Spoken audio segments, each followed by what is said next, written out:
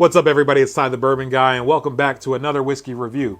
Today we are going to be reviewing the Cooper's Craft 100.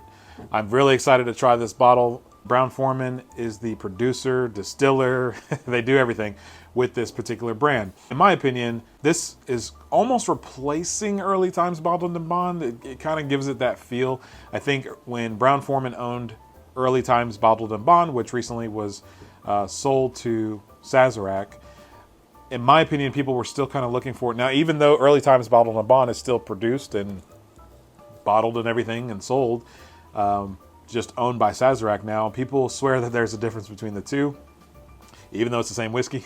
But, you know, I always wonder how much of that is true and how much of that is just in our own heads, right? If we didn't know any different, would we be able to tell a difference?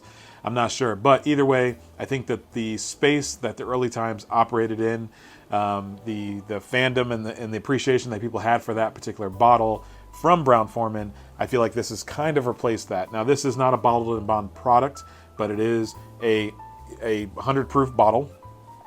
So I feel like the same hype that the Early Times bottled and bond got, I think this one gets around the same type of hype. I do think Early Times still had a little bit more.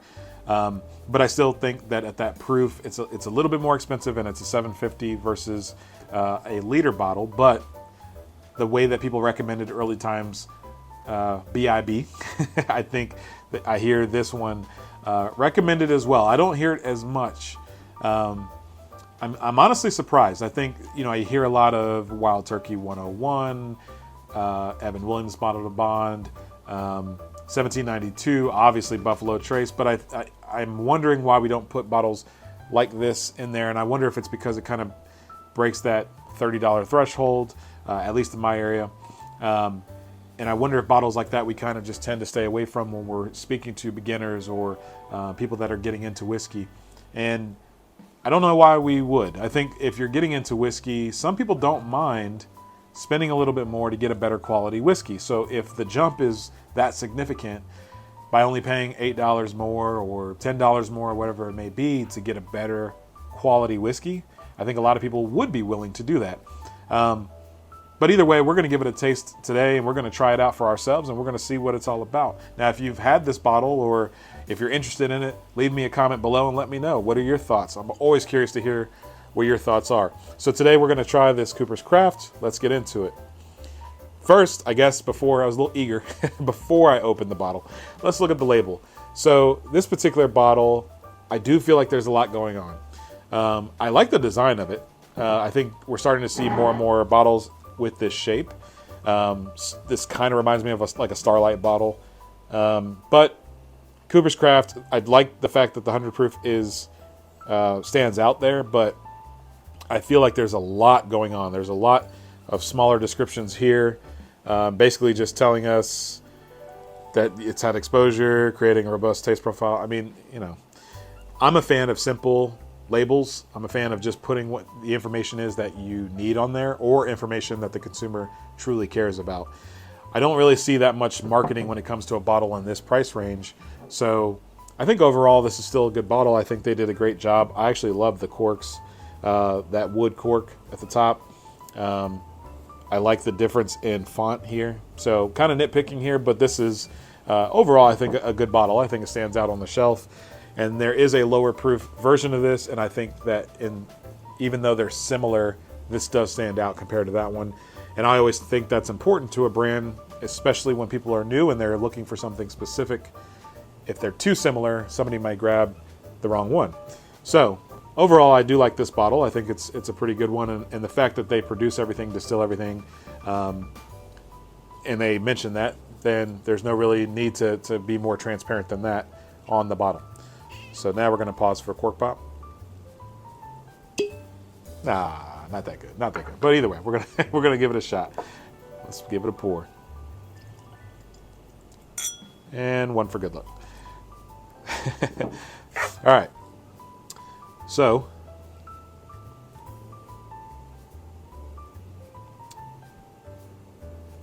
I know this is a shocker in tasting bourbon, but oak. It's almost like It's like a sweet oak, though. To me, it's sometimes the oak can, in my opinion, can be a little bitter, can be a little sweet, and to me, this is on the sweeter side of it.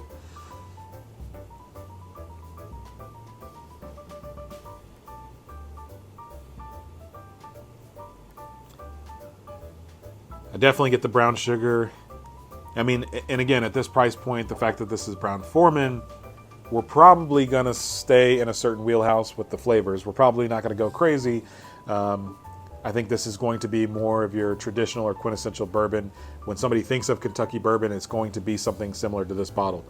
So, you know, in terms of notes, nothing real shocking here. Brown sugar, oak, spice, vanilla, caramel. I mean, those, I'm not giving you anything new. This is all stuff that everybody knows. But I'm a fan of, it's not maple syrup, but it's like I don't know how to ever explain this. But sometimes on an aroma, I can get a syrup note, but it doesn't smell like syrup. It's just, it gives me the feel of syrup. Almost like a texture thing without tasting it. Probably the weirdest thing you've ever heard. But that's the best way I could explain that. It's always a hard note for me to explain, but I know it when I smell it. So yeah, very pleasant nose. I would expect, again, at this price point especially, that the palate's not going to take us on a journey. I think it's going to probably be very similar to the nose. So let's try it. Cheers.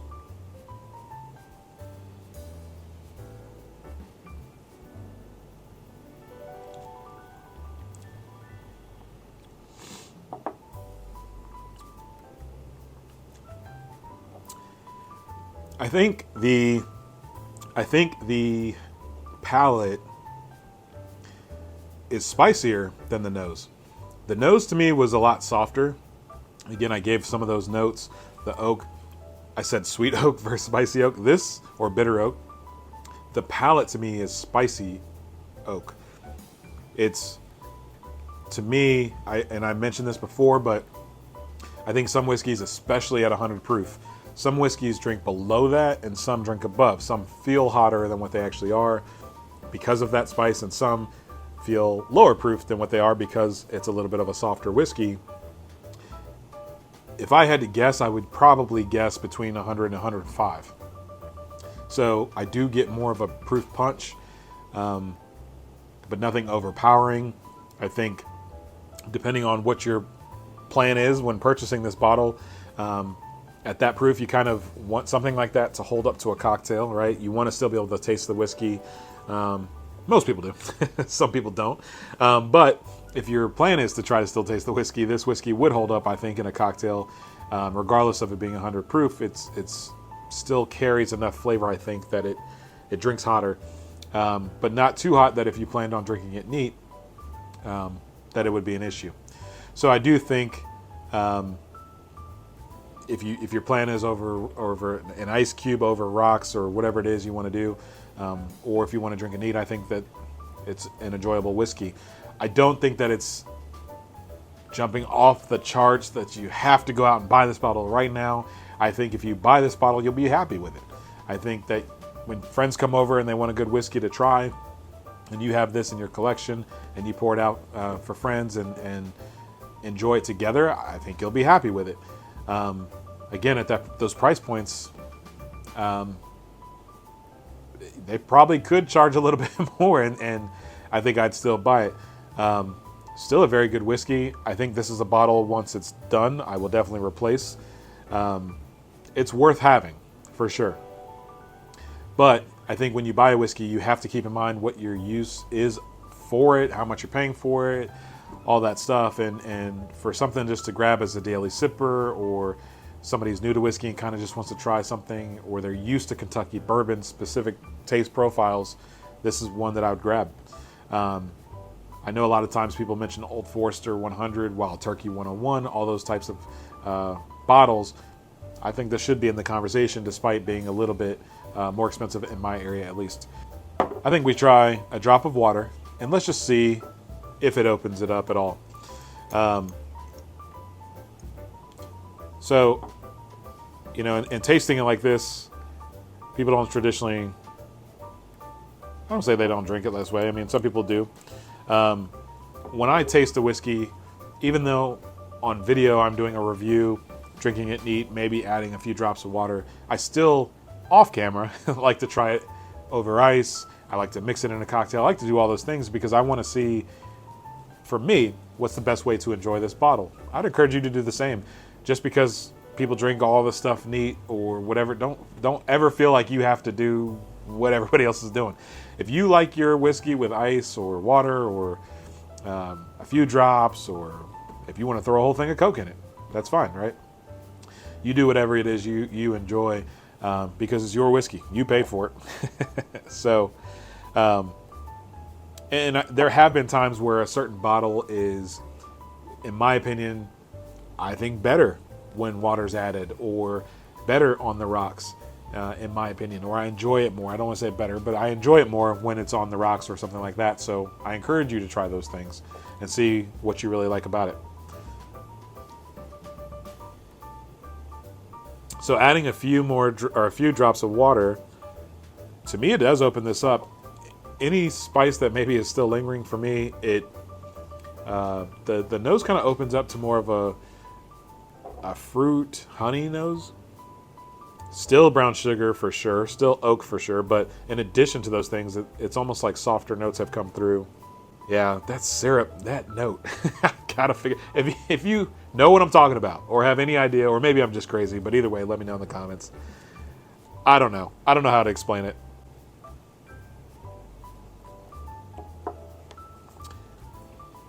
If you drink this and you're not a fan of that spice that's there, add a few drops of water, because that has totally eliminated that spice and has opened up that palate quite a bit, and has now made the palate very similar to the nose with the brown sugar, the honey sweetness, the oak, all that stuff comes through now without the spice.